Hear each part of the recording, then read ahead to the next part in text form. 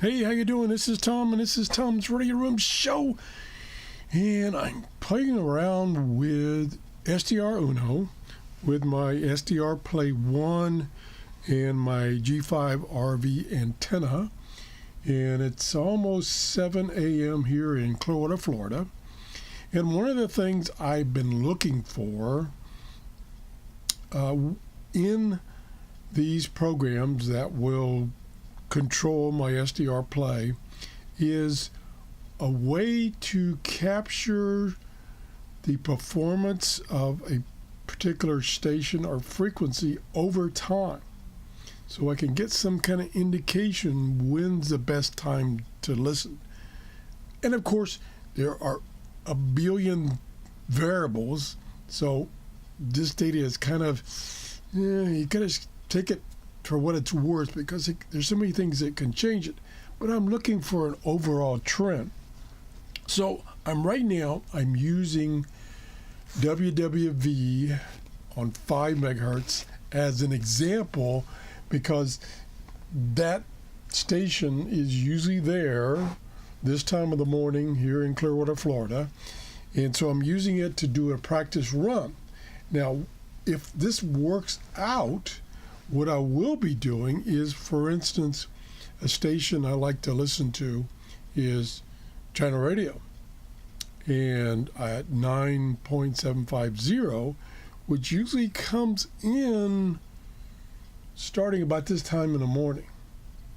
And it's been very difficult to receive for the past 6 or 7 months, but recently it's been coming in. So that's really the station I wanted to monitor. One of them. That's just one of them. There's many, many other stations that I'd like to monitor. Some I'd like to just see if I could ever receive it. And I had looked into the record feature of this program, SDRUno, and several other ones, and they take up a lot of hard drive space. This doesn't take hardly any hard drive space at all. And what it's doing, I'm using this function right here, power and SDR to CSV file. And so it's capturing the power level and the signal to noise ratio number, which are these two numbers right here, and putting it in a CSV file for importing into like Excel. Well, turns out that I can monitor the progress. I'm running Windows 10, and if I open the file manager, which I have open, and I open this view section here, here's the file that it started writing about, let's see, 6:37 this morning. And it's refreshing that view. Every time there's a new entry in that file, it updates this view. So I can actually see, while it's going on, what's happening. So here we have, and I've got it set up to record a sample every 60 seconds. You can change that interval from, I think, 10 seconds to maybe hours. I'll show you in a minute. And so here it is. Here's the date, the time, the frequency. Okay, just doing it. It just did an update. So it just added another data point at 7 o'clock, or 7 a.m. So here's the time, date, time, frequency, the power in dBm, and the signal to noise ratio in dB. So you can take this information and put it into Excel and actually plot this information. I had done that a few minutes ago. I closed the file. I should have left it open so I could show you. So this is a pretty much what I was looking for. And as you can see now, this is not updating the file size, but since it's recording such a limited amount of data, but the data I want, the file size is kilobytes. So I'll stop this in a while. There goes another update. I'll stop this in a while and see how. Let me see if I did a refresh. I don't think it's updating the file size over here. No, that doesn't get updated until a file is closed. I was blown away when I saw that it's updating this view real time. Every time it takes a sample, it updates its view. Excellent. So let me go back to the program. So here is the option. You just click on this little bar right here and it starts the save. And where you set it up is you click on here, settings, and then down here is where you give it a file name. Now, it doesn't appear to, every time you start and stop this, it doesn't appear to create a new file. It just adds on to the old file. And what was confusing me is I was looking for this brand new file that I had ran a test on, and it wasn't there. There was a file, but it was like a couple of days old, and I'm like, well, where'd that file go? And I looked and I looked and I looked, and I said, well, let me open the one that's there from like 3 or 4 days ago. And I opened it, and then I realized it had the data from previous dry runs on this option. So you got to remember, unless you want it to add to an existing file, which is okay because since it stores the frequency, you can look in the file and see, okay, this is the one on 9.75 or whatever. So, and then you can just pluck that out of there and put it in another file. So anyway, up here, time mark interval is not only the time mark, which is showing up right here, it's the sample time that it writes to that file. So I've got it set for 60 seconds. Let's show you, go all the way up to 1800 seconds. I don't think, there's one thing that's kind of a negative of SDRUno. A lot of these parameters only have fixed options. It doesn't seem to allow you to put in a number you want.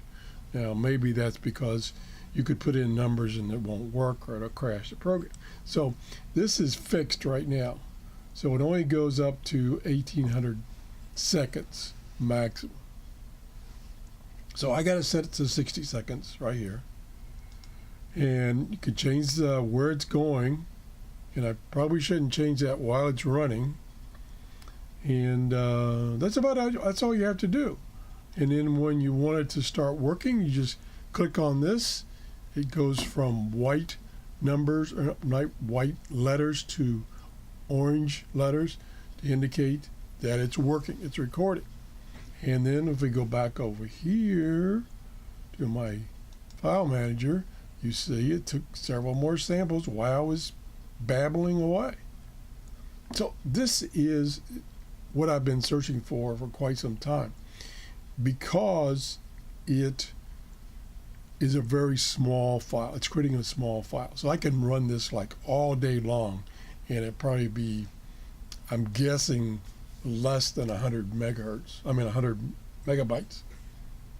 Unlike when I'm recording the RF under, let me go back here, under this record feature, the file size quickly gets to gigabytes. But it records, the beauty of that is it records everything the radio is seeing, so you can go back and play it back and change frequencies within the bandwidth that you've set up here. You can change, because so later I could go back and look at this signal, or maybe later a new signal popped up and I could listen to it from that recording. And I've showed you that option before. But here is a method of giving me precise data in a very small file. And like I said, I'll show you the file one more time, and then I'll quit babbling. So this is the information I really need. I don't really need frequency because I know what frequency, but anyway. So you can see here, it just did an update. So you can see here, you want power in dBm to be less negative. That means it's stronger. So you want smaller negative numbers. So about the smallest number I had was 64.6 with a signal to noise ratio of 19. And like I say, I realize there is a ton of variables that will affect reception. I mean, it's the atmosphere, it's a number of sunspots, everything. But I just want to get this empirical data to give me some idea of what the reception is like over, a short period of time, a couple of weeks. And, I know it's going to change a lot. And it'll change from day to day, But I'm hoping it will tell me the best time to listen. Now, I'm just using WWV at 5 megahertz as an example to actually get some numbers that are changing, because right now, or when I started this exercise, channel radio on 9750, there was no signal there. It was flatline, so wasn't a very good example. So anyway, I thought I'd show you that. There's this, I am just scratching the surface of the capability of this software and this SDR, the SDR Play 1, which is out of production. It's replaced by the 1A. I've done quite a bit of research on the difference between the 1 and the 1A to determine if I want to get the 1A, because the 1A has some front-end filtering to try to eliminate bleed-ins from medium wave. And I'm having to use, on this one, I'm having to use a medium wave filter by rtl-sdr.com, which is doing an excellent job. And I talked to my good friend Rob over at the YouTube channel 741, who's had all versions, well, most versions. He's had this one, the Play 1, the 1A, and now he's got the Dual. And I asked him, is it worth for me to go from the 1 to the 1A? And he was saying, with the fact that I'm using that external filter, probably not. There'll be a slight improvement.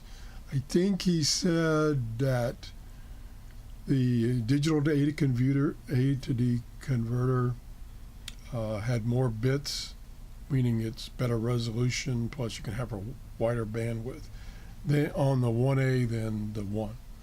So I'm still got that in the back of my mind to get a 1A, especially if I can snatch one off of eBay for a very cheap price, although they've dropped down to they're just over $100. I think they originally was $150. Well, now they came out with a 2 and a 2 Pro and a 2 Dual, then they've dropped the price. I'm still hoping that the people at SDR Play will send me one to review, but okay, I've babbled enough. You see what I'm trying to do. If you have any inputs, please let us know. I think this is going to do what I want it to do. Anyway, if you enjoyed this video, please give me a thumbs up and have a great day. Bye-bye.